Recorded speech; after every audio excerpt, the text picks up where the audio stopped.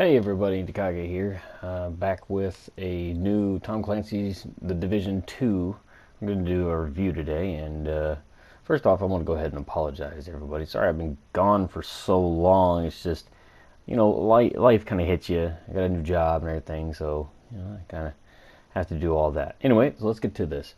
So first off, one of the new features that you can see is that you can create multiple characters. You can choose between them and a few other little options when you first start out in the game.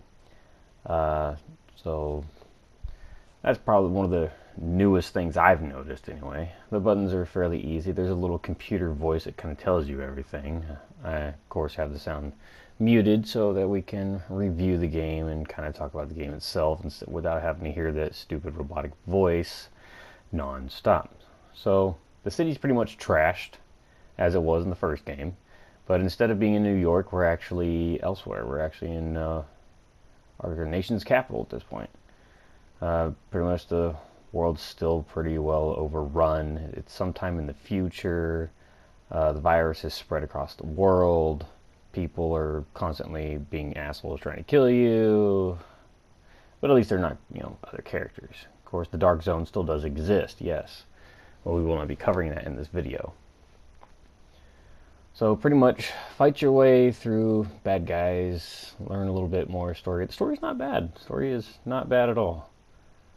But yeah, it's pretty much a little easier to play, honestly.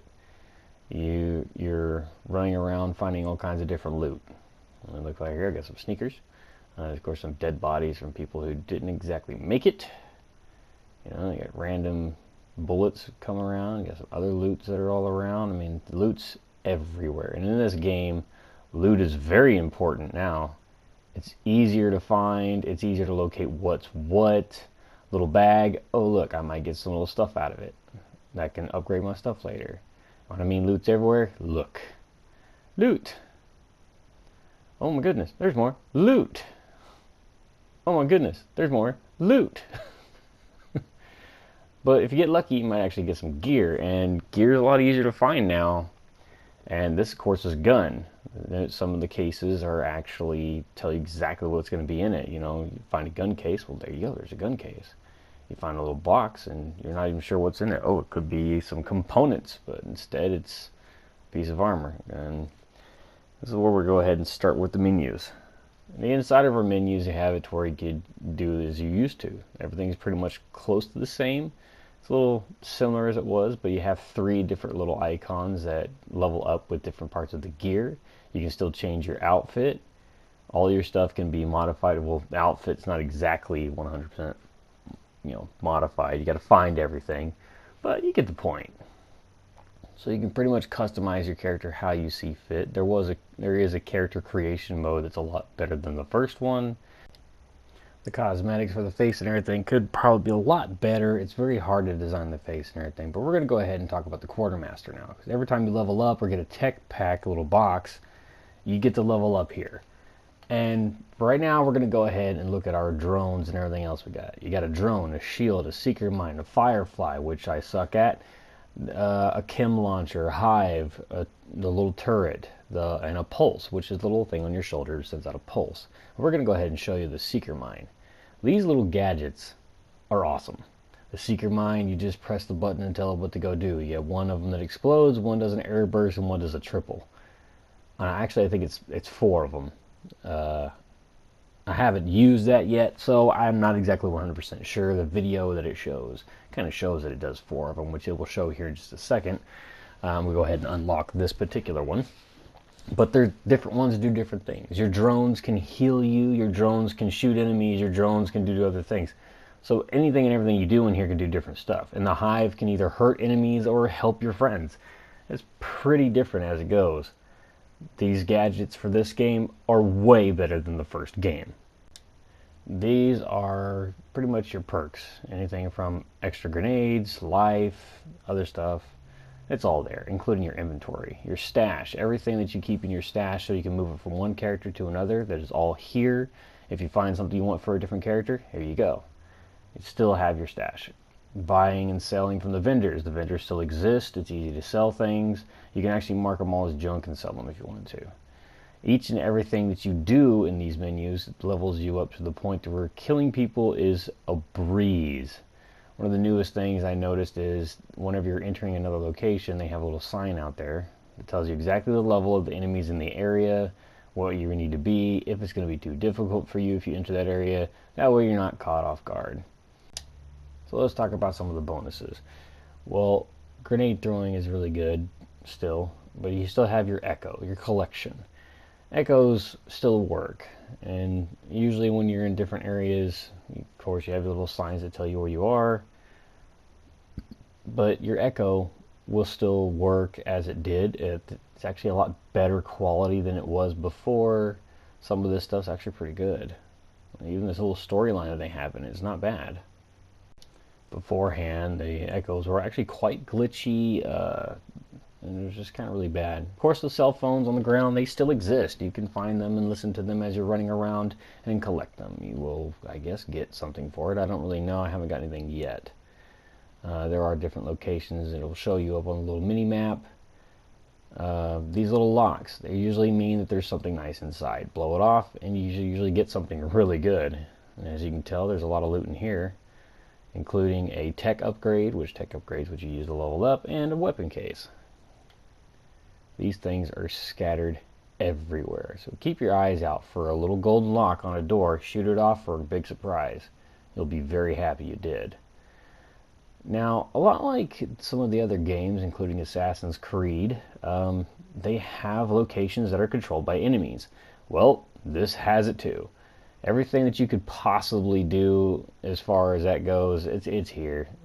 Unfortunately, they usually have a minigun, and the minigun is very annoying. Enemies come from all different sides. They do not come from just inside the complex. They'll come from behind you, above you, around you. And my aiming is horrible right now, but it's okay.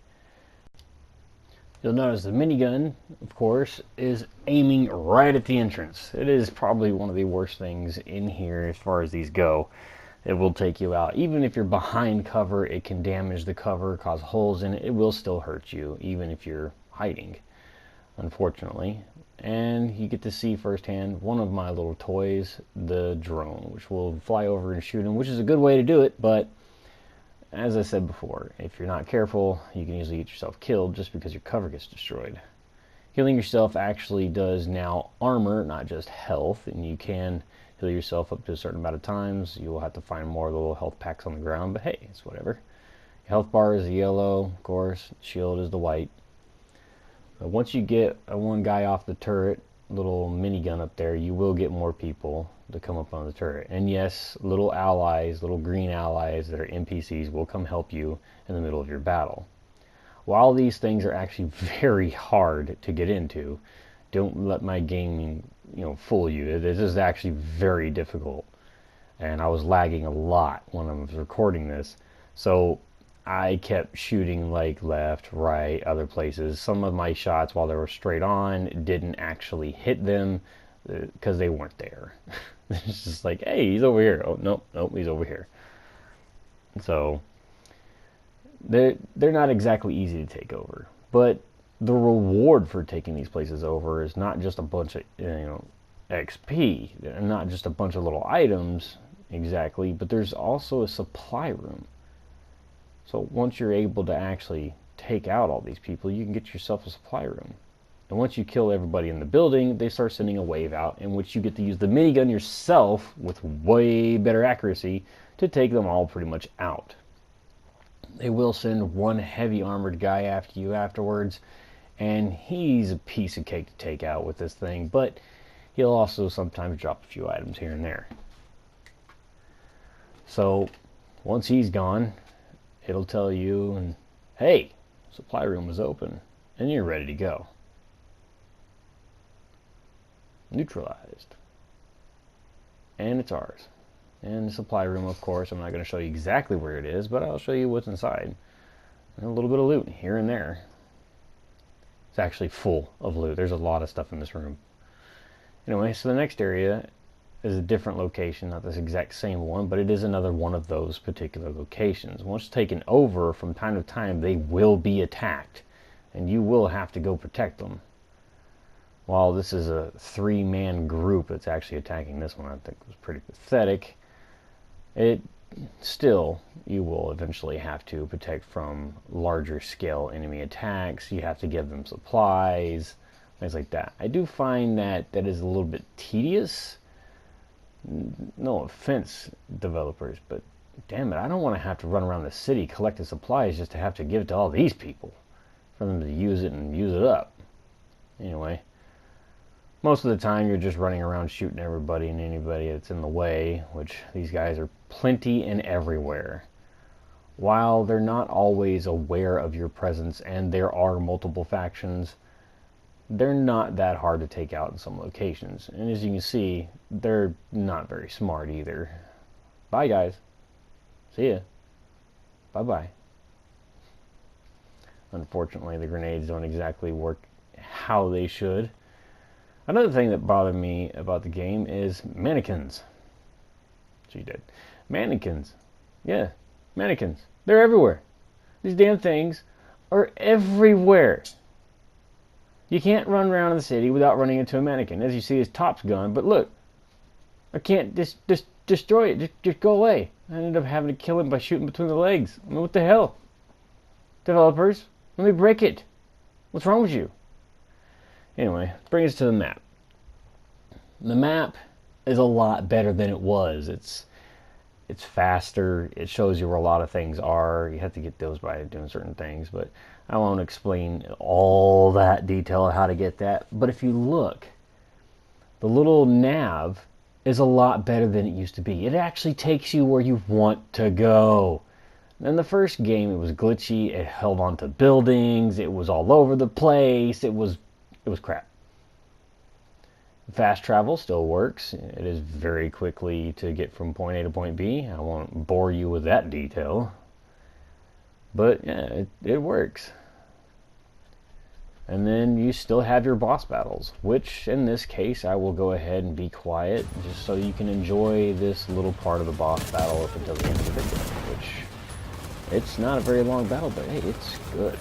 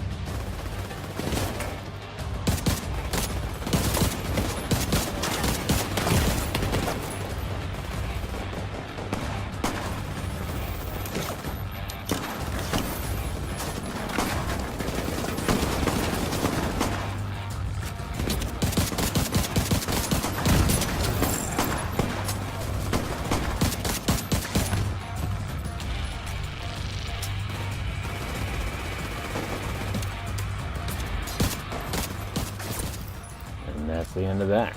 I hope you guys enjoyed this little boss battle and my review. That's all I got for you. Other than that, the game runs a hell of a lot smoother than it used to, and I'll catch you guys later. Like and subscribe if you want to.